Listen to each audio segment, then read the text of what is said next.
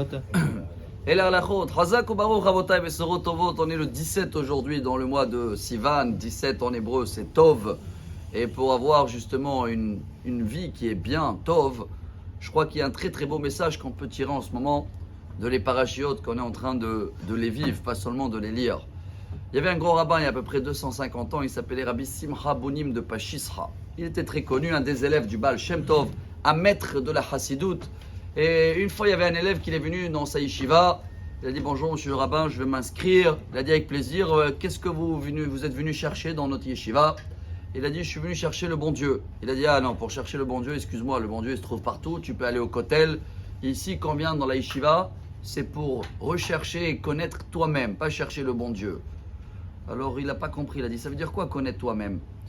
Et il lui a expliqué que dans tous ces parachiotes, vous avez bien vu que quand il y a eu des plaintes, que ce sera les explorateurs, que ce sera les gens qui veulent manger, il y avait plein des gens qui n'étaient pas dans le même esprit, ils n'ont même pas vu la terre d'Israël. Mais comme ils ont vu que tout le monde pleure et tout le monde là, alors ils sont mis dans la foule, ça s'appelle en hébreu des gens qui n'ont pas de Hamud Shidra, ils n'ont pas une colonne vertébrale.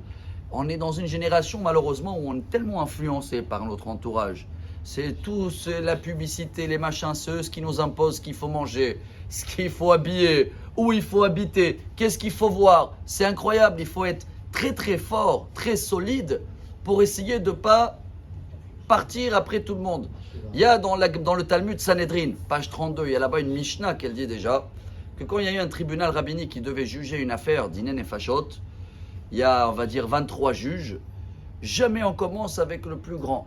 L'inverse, on commence avec le plus petit, dans l'âge et dans le sechel. Et on avance jusqu'au plus grand. Pourquoi? Si on aurait commencé l'honneur, le premier, le grand rabbin, le fait qu'il aurait donné son avis, ça aurait influencé la vie de tout le monde. Alors on commence au fur et à mesure, comme ça, chacun peut se construire lui-même. C'est la faute des explorateurs. C'est Rabbi Israël Salanter qui dit, quand ils étaient dans la terre d'Israël, ils sont revenus, il a dit, et il y avait des géants, et les géants, ils nous ont pris comme des sauterelles. Comment tu sais comment les géants, ils t'ont regardé? Depuis quand tu parles par rapport à les autres? Ils ont pensé, ils ont dit, on a vu, on connaît tout ça, chers amis. Ça nous rend faibles. Alors, pour terminer en beauté, vous connaissez tous cette histoire, apparemment elle est vraie. Quelqu'un, une fois, il est parti au kotel, justement, pour chercher le bon Dieu, parce qu'il n'avait pas de maison, il a prié. Et à la fin, un donateur, il est venu, tiens, j'ai écouté ta prière, viens chez l'avocat, il a offert une nouvelle maison, 5 pièces, une histoire très connue à Jérusalem. Mais la suite, je ne sais pas si on la connaît, même si ça glisse un peu sur les 3 minutes. Quand il est retourné le lendemain au Kollel, tout le monde, ils ont écouté l'histoire, ils ont loué un bus pour aller à Jérusalem, tous.